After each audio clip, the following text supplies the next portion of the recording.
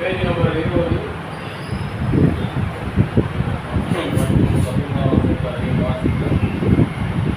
ஒருவன் ராஜ்யத்தின் வசனத்தை கேட்டும் உணராது இருக்கும் போது பொல்லாங்கான் வந்து அவன் இருதயத்தில் விதைக்கப்பட்டதை பறித்துக் கொள்கிறான். அவரே வழியருகே விதைக்கப்பட்டவர். நல்ல ஆண்டவரே, இந்த வார்த்தை மூலமா எங்களோடு கூட உங்களுடைய வார்த்தையானவர் இருதயத்தில் கிரியை செய்தார். வாசித்திருந்தாலும் ரகசியத்தை கர்த்தாவே வெளிப்படுத்துகிறார். மறைபொருளை கர்த்தாவே நீரே வெளிப்படுத்துகிறபடியால் மறைத்து கர்த்தாவே தாவியான எங்களோடு கூட இடைவெளிகிறார். ஆமென். ஞானம் மகிமையிலே வலியல்லால் ஆண்டவராகிய இயேசுவின் நாமத்தில் ஆமென். அல்லேலூயா. மத்தேயு எழுதின சுவிசேஷம் 13ஆம் அதிகாரம் நம்ம வாசிக்க வேண்டிய ஒரு முக்கியமான அதிகாரம் இருக்கு. 13ஆம் அதிகாரம், 24வது அதிகாரம், 25வது அதிகாரம், இதெல்லாம் ரொம்ப முக்கியமா பாயிண்ட் அவுட் பண்ணி ஆண்டவர் சொன்னது அநேக ரகசியங்கள். இந்த 13ஆம் அதிகாரத்தில் ஆண்டவர் எல்லாவற்றும் உவமைகளாக அவர்களுக்கு தேவன் பேச ஆரம்பித்தார். சீஷர்களுக்கு அதை ஆண்டவர் மறைத்து வைக்கிற அவர்களிடத்திலே ஆண்டவர் அதை வெளிப்படுத்தினார். அல்லேலூயா. தேவனை தெரிந்து கொள்ளுகிற ஜனங்கள் 4 விதமாய் இருப்பார்கள் என்பதற்கு சாட்சியாக இந்த விதையை பற்றி உவமை ஆண்டவர் சொன்னார். தேவனை தேடுகிற ஜனங்கள் 4 விதமான நிலங்களாய் இருப்பார்கள். விதைகளை குறித்ததான உவமையை ஆண்டவர் சொன்னார். முதல் அவர் சொன்ன உவமையை, நிலத்திலே அவன் என்ன பண்ண, ஒரு மனுஷன் விதைக்கும்படிக்கு அவன் புறப்பட்டு செல்லும் பொழுது சில விதை என்ன பண்ணுது, வழி அருகே விழுகிறது. வழி அருகே விழுந்த விதைகளை பறவைகள் வந்து அதை பட்சித்து போட்டது. அந்த விதை இருக்கிற இடமே தெரியல, அது விழுந்த இடமே தெரியும். அதாவது நிலத்துல புதைத்திருந்தா அது ஒருவேளை ஒரு 2 கிளையாவும் விட்டுட்டு அப்புறம் மறைச்சு போறதோ இல்லை எப்படியோ இருக்கும். ஆனா அது ஒண்ணுமே செய்யாதபடி மேல நிலத்தின் மேல விழுந்த விதை அது ஒண்ணுமே பலன் தராதபடிக்கு என்ன பண்ணுச்சு, பறவைகள் வந்து அதை என்ன பண்ணுது, பட்சித்து போட்டது. அதான் வசனம் சொல்லுது, நீங்க வாசிச்சு பாருங்க. அதே 13ஆம் அதிகாரத்திலே 4:5 வாசிங்கப்பா. 13ஆம் அதிகாரத்தை 4:5. அவன் விதைக்கையில் சில விதைகள் வழியருகே விழுந்தது. பறவைகள் வந்து அதை பட்சித்து போட்டது. சில விதை அதிக மண்ணில்லாத கற்பாறை இடங்களில் விழுந்தது. மண் ஆழமாய் இராததினாலே சீக்கிரமாய் முளைத்தது. ஆண்டவருக்கு எல்லாமே தெரியும். ஒரு மனுஷனை அழைக்க முடியும், அவன் எவ்வளவு தூரம் நமக்காக ஓடுவான், எவ்வளவு நமக்காக கிரியை செய்வான், பாதியில திரும்பி போவானா, எல்லாவற்றுமே தேவன் அறிந்து வைத்திருக்கிறார். அல்லேலூயா. கர்த்தருக்கு மறைவானது ஒன்றுமே இல்லை. இவன் எதுக்காக நம்ம தேடி வருகிறான், உலக பிரகாரமான காரியங்களுக்கா, இந்த ஆவிக்குரிய ஜீவியத்துக்கா, இந்த நித்திய ஜீவனை சோதரிக்கவா? ஆண்டவர் எல்லாருடைய இருதயங்களையும் ஆராய்ந்து பார்க்கிற தேவனா இருக்கிறார். அவர்கள் நம்ம மனுஷர்களை நம்ம ஏமாற்றலாம். ஆனா ஆண்டவரை தேடுகிற ஜனங்கள் 4 விதமான வழிகளிலே அவர்கள் இருப்பார்கள் என்பதை ஆண்டவர் தெளிவாக இந்த இடத்துல என்ன பண்ணார் சொன்னார். உவமை என்பது தெரிந்த ஒரு பொருளை கொண்டு தெரியாதவர்களை விளக்கி சொல்லுகிறது தான் உவமை. தெரிந்த பொருளை கொண்டு தெரியாத ஒன்றை விளக்கி சொல்லுகிறது. ஜனங்களுக்கு பரலோக ராஜ்யம் என்னன்னு தெரியாது. அப்ப அவர்களுக்கு அதை விளக்கி சொல்லும்படி ஆண்டவர் என்ன பண்ணாரு, அவர்களுக்கு தெரிந்திருக்கிற விதையை விதைக்கிற மனுஷனை குறித்தும் நிலங்களை குறித்தும் ஆண்டவர் பேச ஆரம்பிச்சார். அல்லேலூயா. அவன் விதைக்கையில் கையிலிருந்து விதைக்க போகும்போது சில விதை என்ன பண்ணுது, தரையில விழுது. இன்னைக்கு அப்படிதான் நம்ம சாப்பிடும் பொழுது தரையில விழுகிற சாப்பாடு நம்ம மறுபடியும் நம்ம எடுப்போமா? ஒரு சிலர் எடுத்து கழுவிலாம் சாப்பிடுவாங்க. ஆனா நம்ம என்ன பண்ண மாட்டோம், மோஸ்ட்லி நம்ம எடுக்க மாட்டோம். கீழே விழுந்தவைகள் அது வேஸ்ட் தான், வீண் தான். இப்போ எடுக்கும் பொழுது அதை ஜாக்கிரதையா எடுத்துருக்கலாமா தெரியல. ஆனா எங்க வசனம் பாருங்க, அவன் விதைக்கு சில விதை வழி அருகே விழுந்தது, பறவைகள் வந்து அதை பட்சித்து போட்டது. 10ஆம் வசனத்துல பார்க்கும் பொழுது, அப்பொழுது சீஷர்கள் அவரிடத்தில் வந்து, ஏன் அவர்களோட உவமைகளாக பேசுகிறீர்கள் என்று கேட்டார்.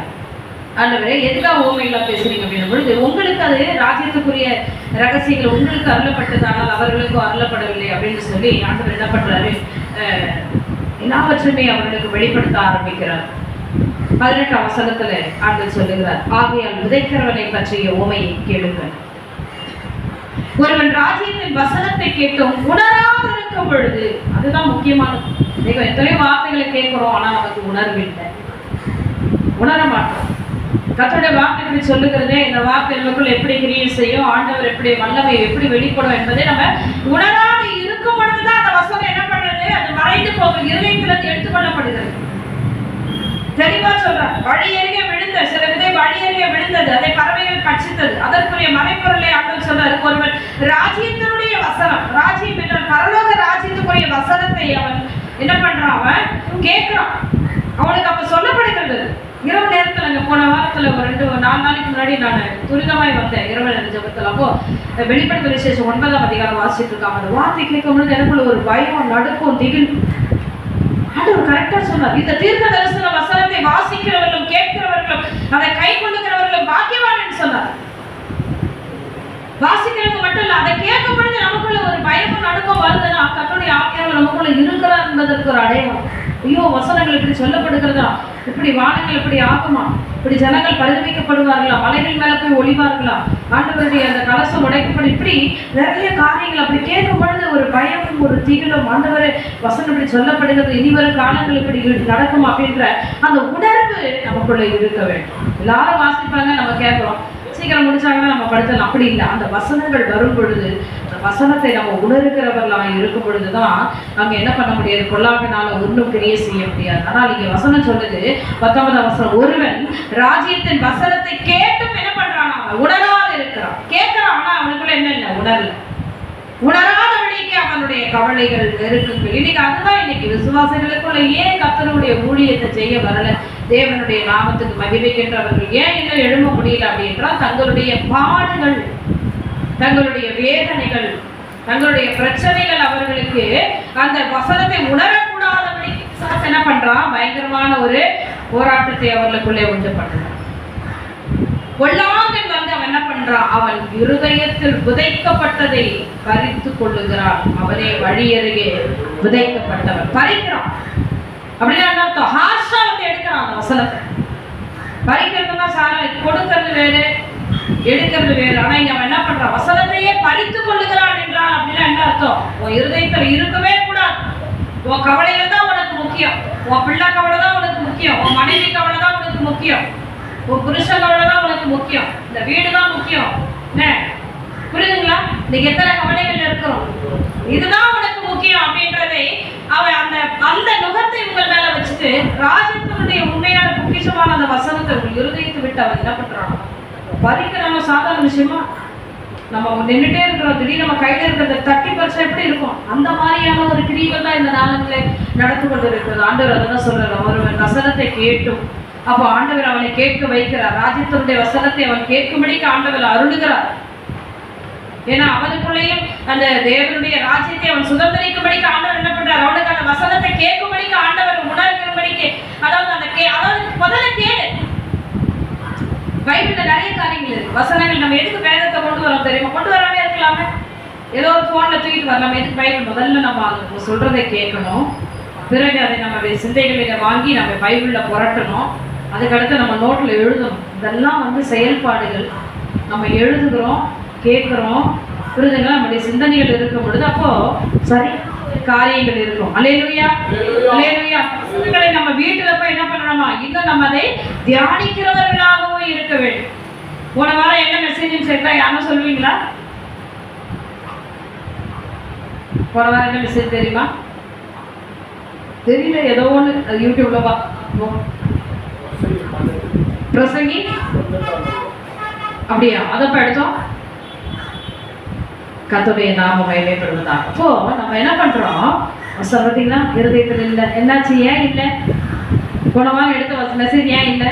பொல்லாங்கன் என்ன பண்ணிட்டான், ஏன் எடுத்தான்? பொல்லாங்கன் ஏன் எடுத்தான்? இந்த வசனத்தை கேட்டு என்ன ஆகல சொல்லுங்க. நான் இங்கே தான் பேசிட்டு செய்து கொடுத்துட்டு போனா அங்கே ஸ்கூல்ல டீச்சர்ஸ் எல்லாம் மோடியை போட்டு திட்டுறாங்க, அதிகாரிகளை திட்டிட்டு இருக்கிறாங்க. ஒரு கிறிஸ்டியன் டீச்சரே என்ன பண்றாங்க, அதிகாரிகளை திட்டுறாங்க. இங்க பிரசங்கம் பண்ணிட்டு போறோம், அடுத்த நிமிஷமே அங்க அந்த மாதிரி இருக்கு. அப்போ அதை நம்ம என்ன பண்றோம், அதை கேட்கிறோம். இது என்ன அப்படி சொல்றாங்க, ஆமா ஆமா அவன் பண்ண தப்பு தானே அப்படின்னு நம்ம வந்து ஆமோதிச்சு நம்ம அந்த இடத்துல நிற்போமானா வசனம் என்ன ஆயிடுச்சு சொல்லுங்க. நான் கேட்க என்ன ஆயிடுச்சு, உணரது. பொல்லாங்கன் என்ன பண்றான், இந்த ராஜ்யத்தினுடைய வசனத்தை அவன் எடுத்துக் கொள்ளுங்க. இதுதான் நடக்குது. இப்படிதான் வெளிப்படுத்தல் விசேஷத்துல ஒரு சபை இருக்குது. அந்த சபையை தான் நம்ம பார்க்கிறோம். வசனத்தை கேட்டும் அவங்க என்ன ஆகலையா, வசனத்தை கேட்டும் என்ன ஆகல, உணராம இருந்தாங்க. வசனங்கள் தெளிவாய் வந்து கூட அவர்களுக்குள்ள என்ன இல்லை, உணர்வு இல்லாமல் இருந்தார்கள். அது எந்த சபை? வாங்க வெளிப்படுத்தல் விசேஷம் 3ஆம் அதிகாரத்தை வேகமாய் தெரிந்து கொள்ளுங்கள், நமக்கு நேரம் இல்லை. வெளிப்படுத்தல் விசேஷம் 3ஆம் அதிகாரத்தை தகப்பன் ஒரு 14ஆம் வசனத்தை வாசிக்கும்படி கேட்கிறேன். லவோதிக்கேயா சபையின் தூதருக்கு எழுத வேண்டியது என்னவெனில், உண்மையும் சத்தியமுள்ள சாட்சியும் தேவனுடைய சிருஷ்டிக்கு ஆதியுமாய் இருக்கிற ஆமென் என்பவர் சொல்கிறதாவது, உன் கிரியையை அறிந்திருக்கிறேன். நீ குளிரும் அல்ல அனலும் அல்ல. நீ குளிராவது அனலாயாவது இருந்தால் நலமாய் இருக்கும். லவோதிக்கேய சபை, இந்த சபைக்கும் வசனங்கள் பிரசங்கிக்கப்படுகிறது, ராஜ்யத்தினுடைய வார்த்தைகள் விதைக்கப்படுகிறது சொல்றாங்க. அந்த சபையில எல்லா சபைகளிலுமே கர்த்தருடைய வசனத்தை சொல்றாங்க. லவோதிக்கேய சபையிலும் தேவனுடைய வசனங்கள் விதைக்கப்படுகிறது சொல்லுகிறார். எல்லாமே நடக்குது. என்ன நடந்தது? ஆண்டவர் இந்த சபைக்கு எப்படி வெளிப்படுகிறார் அப்படின்னு பார்த்தா 14ஆம் வசனத்துல, நீ எழுத வேண்டியது என்னவெனில் உண்மையும் சத்தியமுள்ள சாட்சியம் அப்படின்னு சொன்னது. அப்ப அவர் இந்த சபையில என்ன கேட்கிறாரு? என்ன எதிர்பார்க்கிறார்? உண்மையாயிரு, சத்தியத்தின்படி நட. அதான் அவர் எதிர்பார்க்கிறார். 7 சபைகளுக்கும் 7 விதமாக பரிசுத்த ஆவியானவர் அங்க வெளிப்படுகிறார். 7 விதமாக அவர் வெளிப்படுகிறார்.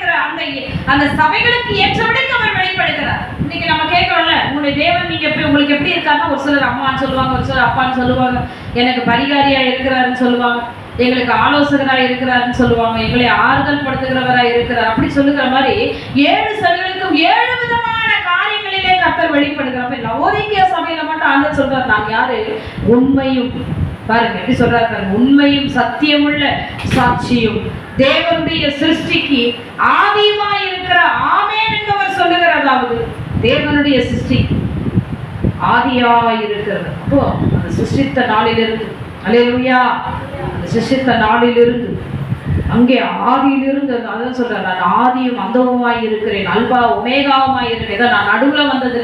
நீங்க நிறைய பேர் நடுவுல வராங்க. மனுஷர்கள் எல்லாம் தெய்வங்களாய் நமஸ்கரிக்கிறார்கள், மனுஷர்களை தெய்வங்களாக நமஸ்கரிக்கிறார்கள். அவங்க சொல்றாங்க, நானே உயிரோட நானே சமாதி கட்டி நானே செத்துருவேன்றாங்க. அதுக்கு எல்லாரும் காத்துட்டு இருக்கான். அதுக்கு ஒரு கோயில் கட்டும், அதுக்கு பல லட்சம் பல கோடி கட்டிட்டு இருக்கிறாங்க. ஆண்டவர் சொல்றார், நான் நடுவுல வந்தவர் அல்ல, நான் இருக்கிறவராகவே இருக்கிறேன், ஆதியிலிருந்து இருக்கிறேன். அல்லேலூயா.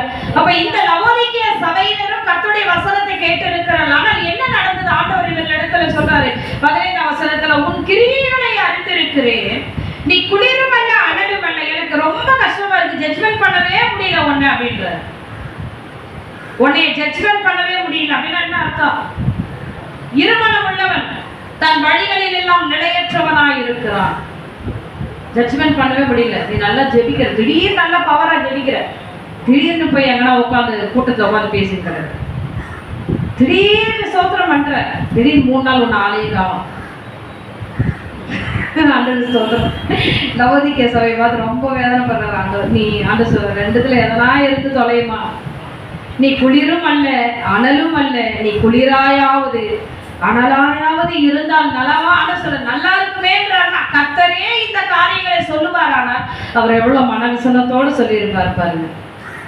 உன்னை ஜட்ஜ் பண்ணவே முடியல மகனே மகளே, நீ குளிரும் இல்லை அனலும் இல்லை, 2 கட்டான்னு சொல்ற மாதிரி இருக்கே. 2 கட்டாலாம் நம்முடைய ஊர்ல மதிப்பே கிடையாது. எத்தனை பேர் விளங்குது? எத்தனை பேர் புரியுது? ஆண்டவர் சொல்றார், 2மே இல்லை. நான் உன்னை எதுல உன்னை வந்து ஜட்ஜ் பண்ணுவேன்?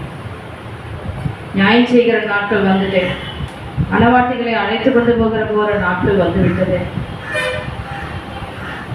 வெறுவெறுப்பாய் இருக்கிறியே, பரிசுத்த ஆவி இருந்தாலும் கொஞ்சம் அனலா இருந்தாலும் கொஞ்சம் குளிராய் இருக்கிறாயே, 2மே சேர்ந்த மாதிரி இருக்கே. நம்ம சுடுதண்ணி என்ன பண்ணுவோம்ப்பா?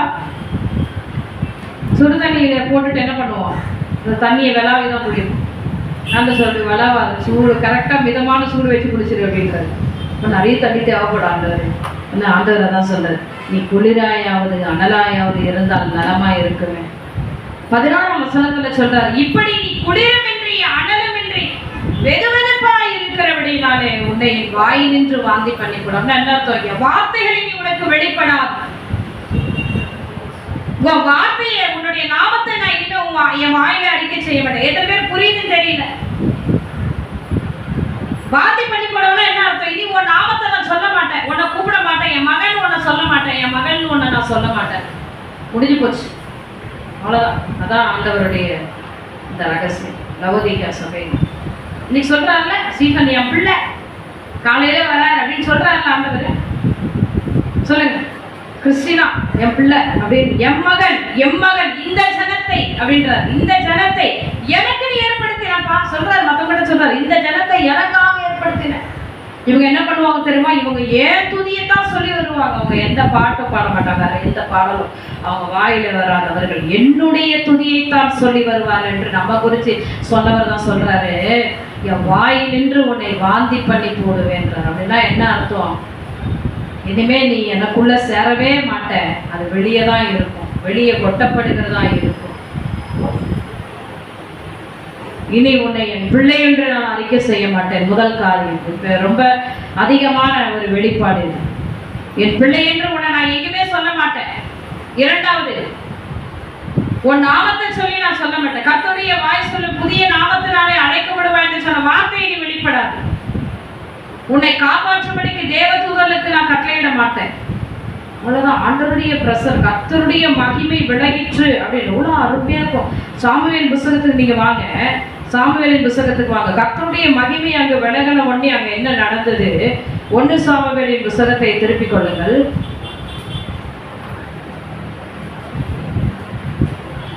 கர்த்தருடைய நாமம் மகிமைப்படுவதாக. அங்க என்ன நடந்தது? ஏலியுடைய வாழ்க்கையில அங்க 2 பிள்ளைகளையும் என்ன பண்ணல அவரு, ஒரே தடவை சொல்லிட்டு விட்டார். அவ்வளவுதான். ஆண்டவர் இப்ப ஆலயங்கள் இப்படி செய்யாதீங்கப்பா, ஜாக்கிரதையா இருங்க அப்படின்னு சொல்லி அனுப்பிடுறாரு. நீங்க இந்த 3ஆம் அதிகாரத்துல பாத்தீங்கன்னா இங்கதான் சாமுவேல் இடத்துல ஆண்டவர் பேசுறார். ஏழு இடத்துல சொல்ல வேண்டிய ரகசியத்தை ஆண்டவர் என்ன பண்றாரு? வாசிங்க. 21ஆம் வசனம் வாசிங்கப்பா. 1 சாமுவேல் 4ஆம் அதிகாரத்துல 21ஆம் வசனத்தை வாசிங்கப்பா. 1 சாமுவேல் 4ஆம் அதிகாரம் 21ஆம் வசனம். தேவனுடைய பெட்டி பிடிபட்டு அவருடைய மாமனும் அவருடைய புருஷனும் இறந்து போனபடியினால் அவள் மகிமை இஸ்ரவேலை விட்டு போயிற்று சொல்லி அந்த பிள்ளைக்கு போத் என்று பெயரிட்டாள். மகிமை போயிடுச்சுன்னா என்ன அர்த்தம்? வீட்டுல மரணம். கர்த்தருடைய மகிமை அந்த இடத்துல விலகுதுன்னா என்ன அர்த்தம்? உனக்கு பாதுகாப்பு போயிடுச்சு, உனக்கு பலவீனம், உன் குடும்பத்துல பிரச்சனை, உனக்கு அவமானம், உனக்கு நிந்த, அங்கே பிசாசு அலக்கழிப்பு எல்லாமே இருக்கும். இங்க அப்படியே படிப்படியா நடக்குது, படிப்படியா நடக்குது. 13ஆம் வசனத்தை பார்த்தீங்கன்னா, அவன் வந்த பொழுது ஏலி ஒரு ஆசனத்தின் மேல் உட்கார்ந்து வழியை பார்த்து கொண்டிருந்தான். தேவனுடைய பெட்டிக்காக அவன் இருதயம் தத்தளித்துக் கொண்டிருந்தது. ஊரிலே செய்தியை அறிவிக்க அந்த மனுஷன் வந்த பொழுது ஊரெங்கும் புலம்பல் உண்டாயிற்று. புலம்புகிற இந்த சத்தத்தை ஏலி கேட்ட பொழுது இந்த அமளி இறைச்சல் என்ன என்று கேட்டான். அப்பொழுது அந்த மனுஷன் தீவிரித்து வந்து ஏலிக்கு அறிவித்தான். ஏலி 98 வயதுள்ளவனாய் இருந்தான். அவன் பார்க்க கூடாதபடிக்கு அவன் கண்கள் மங்களாய் இருந்தது. அந்த மனுஷன் ஏலியை பார்த்து, படையிலிருந்து வந்தவன் நான் தான், இன்றுதான் படையிலிருந்து ஓடி வந்தேன் என்றான். அப்பொழுது அவன், என் மகனே, நடந்த காரியம் என்ன என்று கேட்டான்.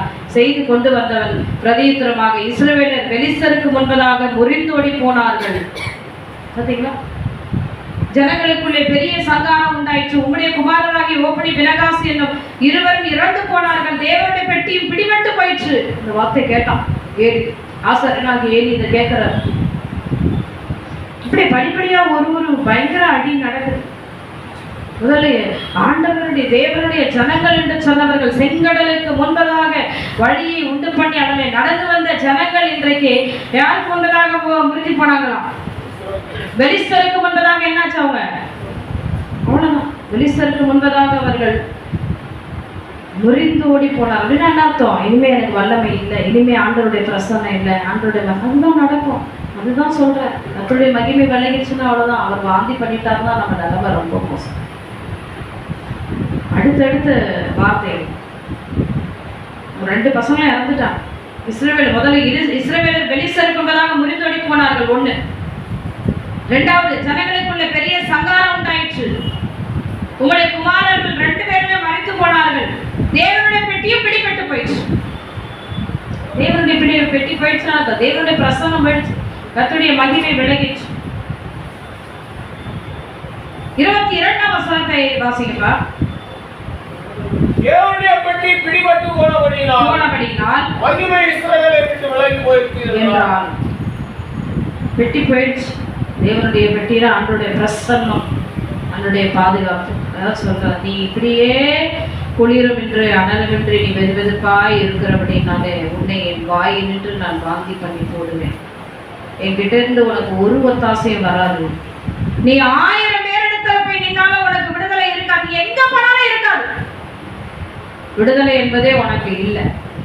தேவன் சொல்லுகிறார், வாயில் நின்று நான் வாந்தி பண்ணி கொள்வேன். அடுத்து 17ஆம் வசனத்துல சொல்றாரு, நீ நிர்பாக்கியம் உள்ளவனும் பரிதவிக்கப்படத்தக்கவனும் தரித்திரனும் குருடனும் நிர்வாணியுமா இருக்கிறதை அறியாமல். அப்படின்னா நீ உணராமல் இருக்கிற, நீ என்ன சூழ்நிலைகளில் இருக்கிற என்பதை நீ உணராமல் இருக்கிறாய். அந்த வசனத்தை வாசிக்கப்பா. வெளிப்படுத்தல் 3:17. நீ நிர்பாக்கியம் உள்ளவனும் பரிதவிக்கப்பட்டவனும் தரித்திரனும் குருடனும் நிர்வாணியுமாய் இருக்கிறதை அறியாமல் நான் ஐஸ்வர்யவான் என்றும் திரவிய சம்பன்னன் என்றும் எனக்கு ஒரு குறைவும் இல்லை என்றும் சொல்லுகிறபடியா ஆண்டவர் சொல்றார், இப்படி சொல்றியே, உனக்கு என்னெல்லாம் இருக்கு? நிர்பாக்கியம் உள்ளவனாய் இருக்கிறாய், பரிதவிக்கப்படத்தக்கதாய் இருக்கிறாய், தரித்திரம். என்னைக்காவது நம்ம உட்கார்ந்து ஒரு குடும்பமாய் உட்கார்ந்து ஏன் இந்த சூழ்நிலைகள் வந்தது நம்ம குடும்பத்துக்கு, கர்த்தருடைய காரியங்களை நம்ம என்ன பண்ணோம், ஏன் இப்படி இருக்குன்னு சொல்லி நம்ம ஆராய்ந்து பார்க்கிறோமா? இல்லை. அது இருந்தா இந்நேரம் இவட பலிபீடங்கள் கட்டப்பட்டு இந்நேரம் மகிமையின் சாட்சியை தேவனுக்கு நின்று இருக்கலாம். அதை நம்ம சீர் செய்யாததுனால தான் அவ்வளவு பிரச்சனை. அது தனி மனுஷனா இருக்கலாம், இந்த 2 பேர் இருக்கலாம், 3 பேர் இருக்கலாம், 4 பேர் இருக்கலாம். குடும்பத்தில் இந்த காரியங்கள் இருக்கும் பொழுது அதை விட்டு கொடுத்து அதை சீர் செய்யும் பொழுது கர்த்தருடைய மகிமை நம்முடைய சலத்தை விட்டு விலகாது. அதை நம்ம உணராம இருந்துகிட்டே அதான் சொல்றாரு, நீ இப்படியே இருக்கிறபடி. இப்படின்னா என்ன அர்த்தம்? ஏன் இப்படி செய்யற அப்படின்னு பிள்ளைகளை சொல்றோம்ல, இப்படியே தான் செய்வியா அப்படின்னா என்ன அர்த்தம்? தொடர்ந்து நீ இப்படிதான் இருப்பியா, மாற மாட்டியா அப்படின்னு நம்ம பிள்ளைகளை கேட்கணும். ஆண்டவர் சொல்றாரு, இப்படியே நீ குளிர்மிட்டு அனலுமிட்டு நீ வெது வெதுப்பா இருந்தனா உன்னை வாந்தி பண்ணிடுவேன். என் வாயிலிருந்து வாந்தி பண்ணிட்டு அவ்வளவுதான், பிசாசு நான் அழிச்சு போட்டுருவான். வாந்தி பண்ணிட்டாருனாலே சுத்தமா இருக்கவங்க தானே பரலோகத்துக்கு வர முடியும். வாந்தினாலே அது எங்க போய் சேரும்? அது பாதாளத்துக்கு தான் போய் சேரும், அசுத்தமாய் மாறும். அது பயங்கரமான கொடுமை. சவுளை விட்டு கர்த்தருடைய ஆவி விலகினது, அவ்வளவுதான் பேய் பிடிச்சிச்சு அவனுக்கு, அசுத்தாவி அவனை பிடிச்சது. ரொம்ப அற்புதமான வசனங்கள் அதெல்லாம் பழைய ஏற்பாட்டுல தான் அற்புதமான வார்த்தைகளாம். கர்த்தருடைய மகிமை என்ன ஆயிடுச்சு? அவனை விட்டு போயிடுச்சு, சவுளை விட்டு நீங்குது. பாருங்க, சவுளை விட்டு ஆண்டவருடைய வல்லமை, அந்த பிரசனம், அந்த பரிசுத்தாவின் அபிஷேகம், பயங்கர ஒரு கொடுமையான காரியங்கள். அப்படியே சவுளை விட்டு தேவனுடைய ஆவி நீங்கிற்று அப்படின்னு சொல்லப்பட்டு கர்த்தருடைய நாம மகிமைப்படுவதாக. ஆனா இன்னைக்கு நம்ம அதெல்லாம் நம்ம தெரிந்து கொள்ளாம இருக்கிறோம். ஆண்டவர் என் தான் இருக்கிறாரு என்ன சொல்லுவாரு, நான் கூட தான் இருக்கேன் அப்படின்னு தான் சொல்லுவாரு. ஏன்னா கைவிட மாட்டார்ல, அந்த வார்த்தையை அவர் கொடுத்துருக்கிறார் இல்லையா. ஆனா அதுக்கப்புறம் நம்ம அனுபவிக்கிற காரியம் பாருங்க, நமக்கு ஏதாவது ஒரு நல்லது நடக்குதா, ஒரு விடுதலை இருக்கா? வாசி பாருங்க, 1 சாமுவேல் 16ஆம் அதிகாரத்துல 14ஆம் வசனத்தை வாசிக்கப்பா. 16:14 16:14. 1 சாமுவேல் 16:14. கர்த்தருடைய ஆவி சவுலை விட்டு நீக்கினார். கர்த்தரால் வரவிடப்பட்ட ஒரு பொல்லாத ஆவி அவனை கலங்க பண்ணி கொண்டிருந்தது. அவரே அனுப்பிட்டார், அவர் விலகிட்டு பொல்லாத ஆவி அனுப்பிட்டார். கர்த்தருடைய ஆவி சவுலை விட்டு நீங்கினார். கர்த்தரால் வரவிடப்பட்ட ஒரு பொல்லாத ஆவி. நாம சொல்றாரு, இனிமே நான் உங்களை இருக்க மாட்டேன், நீ போ அப்படின்னு என்ன அர்த்தம்? வாதி பண்ணிட்டார். இனிமே அவனோட நான் இருக்க மாட்டேன், நீ போ, அவன்கிட்ட போ. பைபிள் படிக்கிறோம், சாபம் போடுறோம், எவ்வளவு கொடுமை தெரியுமா? பைபிள் எடுக்கிறோம், சபிக்கிறோம், மனசார அந்த மாதிரி காரியங்களை இன்னைக்கு நம்ம செய்வோம். அதெல்லாம் நினைப்பது வேதனையே. இயேசுவை ஏற்றுக்கொண்டு நல்லா இருப்பாங்க அப்படி இருக்கும். முன்னாடி வார்த்தைகள் நம்முடைய வாயில வருதுன்னா அப்ப நம்ம எப்படிப்பட்ட சபையா இருக்கிறோம், கர்த்தருடைய வசனத்தை கேட்கிற நம்ம எப்படி இருக்கிறோம், ஆண்டோடைய மகிமை எப்படி நம்ம குடும்பத்துல தங்கி இருக்கும், ஆண்டோடைய வல்லமை எப்படி கிரியை செய்யும். ஒரு சின்ன காரியங்களுக்கெல்லாம் நம்ம வாயினால சபிச்சு மற்றவர்களை தூஷணமா பேச ஆண்டவர் கேட்டுட்டு இருக்காரு. நம்முடைய வார்த்தையில வானத்துல போய் நிக்குது இல்லை, யாருமே கேட்கல. நம்ம பிள்ளைங்களுக்கு தெரியும் நம்மளை பத்தி. நம்ம பிள்ளைங்களை கூப்பிட்டு கேட்டா தெரியும், உங்க அம்மா எப்படா சொல்ல முடியாது. ரொம்ப அன்பா இருந்தா சொல்ல மாட்டாங்க, அவங்க சொல்ல மாட்டேங்க. ஆனா அவங்களுக்கு நம்ம அகேன்ஸ்டா தான் பிள்ளைகளை தான் நம்மளை குறிச்சு சாட்சி, கேவலமான ஒரு சாட்சி சொல்லுவாரு.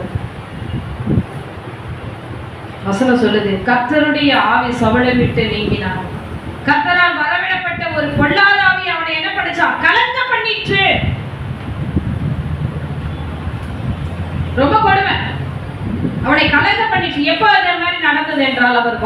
பண்ணி விட்டார் சவுலை வாயில் இருந்து. அவ்வளவுதான். சவுலை என்ன பண்ணிட்டார்? ஏன் சவுலை வாயில் வாந்தி பண்ணாரு? சவுல் தேவனுடைய வார்த்தை கீழ்ப்படியில. ஆசை அவனுடைய வேலை என்ன? ஒரு ராஜாவுடைய வேலை என்னவோ அந்த ஸ்தானத்துலதான் அவன் இருக்கணும். அவன் தேவையில்லாத வேலையை செய்யலாம். நன்மையானதை கத்தருக்காக எடுத்து வைக்கிறேன்னு சொல்லி பலிபீடத்தால் பலி செலுத்துறதே தப்பு. அதுலயும் ஒரு மோசமான காரியங்களை அவன் செய்து விட்டான். ரொம்ப கொடுங்க. பழைய ஏற்பாட்டு புத்தகத்தை கண்டிப்பா நம்ம படிக்கணும். படிக்காம இருக்கவே படிக்கணும். படிச்சாதான் நமக்கு பயம் திகில் நடக்கலாம் வரும். இன்னைக்கு எல்லாம் புதிய ஏற்பாடே படிச்சுட்டு ஏசப்பா மன்னிப்பார் உட்காந்துருக்கு. பழைய ஏற்பாட்டை படி. அவருக்கு ஒரு முகம் இருக்கு. அந்த முகத்தை நீ பார்க்க மாட்டேன். அவர் இருக்கிறவராகவே இருக்கிறார். அல்லேலூயா. அதனாலதான் பழைய ஏற்பாட்டில் வெளிப்படுத்தும் விசேஷத்தை சொல்லிட்டார். நீ இயேசு கூப்பிட்டு நான் உன்னை மன்னிப்ப நினைக்காத. வெளிப்படுத்தும் விசேஷத்துல வந்து என்ன பாரு. புதிய ஏற்பாட்டின் புத்தகம் வெளிப்படுத்தும் விசேஷத்துல என்ன வந்து பாரு. நான் இருக்கிறவராகவே இருக்கிறேன். அல்லேலூயா. அல்லேலூயா. வெளிப்படுத்தல் விசேஷம் 3ஆம் அதிகாரத்தில் அதான் சொல்ற. நீ நிர்பாக்கியம் உள்ளவனாய் இருக்கிறாய். உனக்கு உதவியற்று இருக்கிறாய். பரிந்துரைக்கப்படத்தக்க நீ கைவிடப்பட்ட சூழ்நிலைகள் இருக்க. நீ தரித்திரனாய் இருக்கிற. உன்கிட்ட ஒண்ணுமே இல்ல. கண்கள் இருந்தும் நீ குருடாய் இருக்கிற. ஆடைகள் இருந்தும் நீ நிர்வாணமாய் இருக்கிறாய். உன்னுடைய ரட்சிப்பின் வஸ்திரத்தை இழந்து விட்ட. தேவன் கொடுத்த மகிமை இழந்து கொண்டு இருக்கிறது. நீ தெரியாம இருக்கிறியா? நான் எப்படி என்ன ஏசப்பா நேசிப்பாரு? ராஜா என்ன நேசிப்பாரு? எப்படி நான் அவர்கிட்ட போய் மன்னிப்பு கேட்டுருவேன்? இல்ல. ஆண்டவர் அதான் சொல்றாரு. எனக்கு ஒரு குறையுமே இல்லை என்று நீ சொல்லுகிறபடியா நான் ஐஸ்வர்யம் உள்ளவனாகும்படிக்கு நெருப்பிலே புடமிடப்பட்ட பொன்னையும் உன் நிர்வாணமாகிய அவலட்சணத்தை தோன்றாதபடிக்கு நீ முடித்துக் கொள்வதற்கு வெண்வஸ்திரங்கள் என்னிடத்துல நீ கேட்டு வாங்கிக்கோ. அதுதான் சொல்றேன். லவோதிக்கேய சபைக்கு சொல்றாரு. அதனால பிரசங்கிக்கப்படுகிற வசனத்தை கேட்டு என் மகனே உனக்கு வஸ்திரம் இல்லாம இருக்கு. நீ அதை சரி சீர் செய்துக்கோ. நன்மை ஆண்டவர்கிட்ட அதான் கேட்கிறோம். ஆண்டவரே வீடு கொடுங்க, வாசல் கொடுங்க, பணம் கொடுங்க, அதை கொடுங்க, இதை கொடுங்க, எனக்கு இதை கொடுங்க, அதை கொடுங்கன்றோம். ஆனா ஆண்டவர் எதிர்பார்க்கிறதே வேற. உன் ஆத்துமாக்காக அவரு பரிதவித்துக் கொண்டு இருக்கிறார். அல்லேலூயா. அல்லேலூயா. இதனுடைய வசனங்கள் உண்மையாக நம்ம இன்னும் நிறைய காரியங்கள் இருக்கிறது. நம்ம வருகிற வாரத்திலையும் இதையே நம்ம மறுபடியும் தியானம் செய்வோம். எல்லாரும் முழங்கால் படியிடுவோம். எல்லாரும் முழங்கால் படியிடுவோம். அல்லேலூயா. நீ பரிதவிக்கப்படத்தக்கவன்னு சொல்றாரு அவர் வாயிலிருந்து. இப்ப என்ன காரியம்? நான் நினைச்சிட்டு இருக்கேன் என்னை ஆண்டவர் கூப்பிட்டு அவர் கூட நீ மறுபடியும் கொடுப்பார் நான் நினைச்சிட்டு இருக்கிறேன். என்னை நேசிக்கிறார்ல நான் நினைக்கிறேன். தகப்பனா நினைக்கிறேன். என் ராஜாவா நினைக்கிறேன். என் மகிமையா நினைக்கிறேன். அவர் இப்படிப்பட்ட வார்த்தைகள் இன்றைக்கு லவோதிக்கேய சபைக்கு கடந்து வந்திருக்கிறது. மனவாட்டி சபையே, இப்படிப்பட்ட சூழ்நிலைகளில் நீ இருக்கிறாயா? உருவி நித்தியால மேதுன ரியாந்தரல ருணாஷே ரிகால துரிவியாக்கரவலமா கௌன மரிவென தினமலரான ஜலதுருவி நித்தியோல மே சபுல துரிவியாக்கரவலமா. எல்லாரும் நெடுமுழங்கால் படியிட்டு ஆண்டோடைய சமூகத்தில் ஒப்பு கொடுப்போமா? அல்லேலூயா. தகப்பனே பா, லவோதிக்கேய சபையில குளிரில்லை, அனல் இல்லை, வெதுவெதுப்பா. நானும் பார்த்துட்டே இருக்கேன். பிள்ளைகளுக்கு தான் சொல்லுவேன், நான் பார்த்துட்டே இருக்கேன், நீ சொன்னா கேட்க மாட்டேன். ஓ ஷேரல துரிவி நித்தியோல மேக துனியால ரின்ன துனியால மிருகுவால ஷேகுவால தீன ஹந்துரியாங்கல ரினதால நிதலுரோல திரியால ருணாக்கல தியந்துரவன. நம்ம அநேக காரியங்கள் இருக்கிறது லவோதிக்கேய சபை. ஜனமே வாய் திறந்து ஜெபிக்க மாட்டீங்களா? ஆண்டவர் இன்னைக்காவது நீ மனம் திரும்பி என் சமூகத்துல நல்ல வசனத்தை கேட்டுக்கோ மகளே. நீ இழந்து போனதை கேட்டுக்கோ. ஓ லீதலதி யாந்தரல ரீகவல துரிவியாக்கரவல ஓ சந்தலவல வரியாக்கரவல. ஓ அல்லேலூயா அல்லேலூயா அல்லேலூயா அல்லேலூயா அல்லேலூயா அல்லேலூயா. அப்பா வந்து ஜெபம் பண்ணுங்க பாவம். Praise the Lord.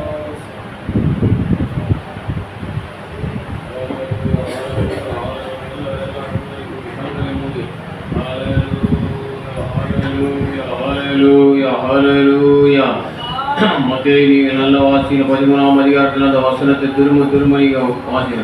நீங்க வசனத்தை கேட்டு உணராது இருக்கும் பொழுது அல்லேலூயா, ஸ்தோத்திரம் ஆண்டவரே, ஸ்தோத்திரம் ராஜா, ஸ்தோத்திரம். இருதயத்திலிருந்து அதை எடுக்கிறாங்க. நீ நல்ல நேர் முழங்கால் போட்டு கேளுங்க. இருதயத்தில் இருக்கிற வசனத்தை எடுப்பதற்கு நம்ம உணராது இருக்கும் பொழுதுதான் அதை அவனால் எடுக்க முடியும். நீ ஜெபிக்காது இருக்கும் போதுதான் தலை அங்கு விதைக்கப்படுகிறது. நீ ஜெபிக்கலனா ஏற்கனவே நீ விதைத்திருக்கிற அந்த இருதயத்தில் இருக்கிற வசனத்தை எல்லாத்தையும் எடுத்துருவான். திரும்ப ஜோடிக்கப்பட்டு அநேக பொல்லாத ஆவிகள் வந்து அங்கே வாசம் பண்ணும்.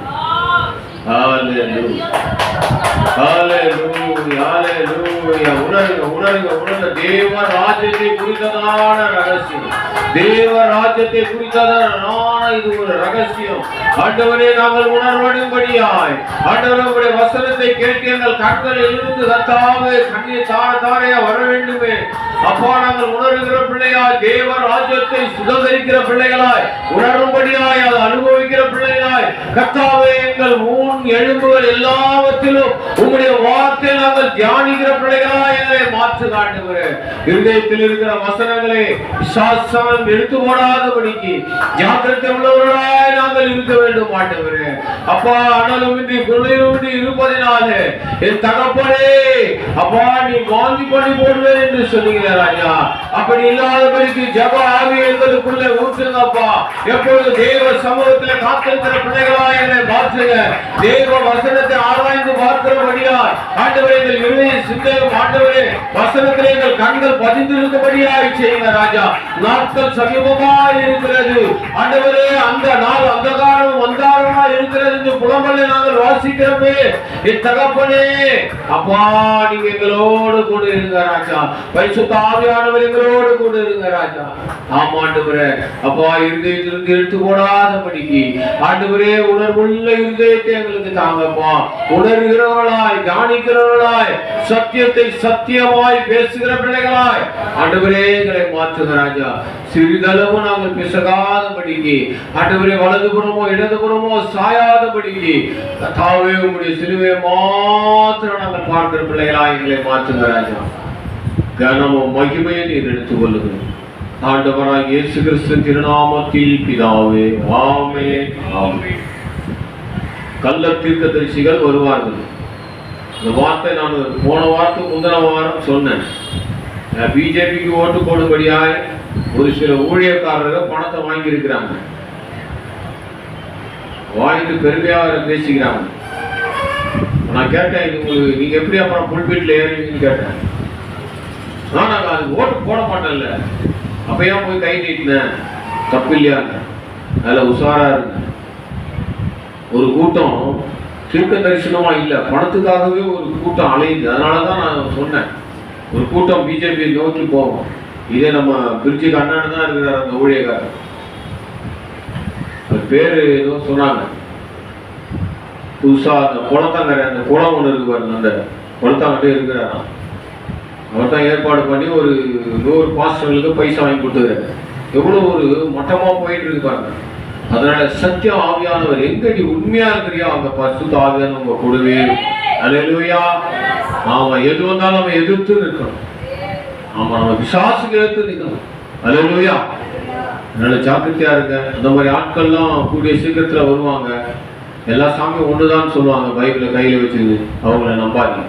அல்லேலூயா. நம் காணிக்கை கரங்கள் எடுத்துக்கொள்ளலாம். காணிக்காக செபிக்கிறவங்க உடனே சீக்கிரம் வந்து செபிங்க. நான் பாடுகிறோம், நான் பாடு சீக்கிரம்.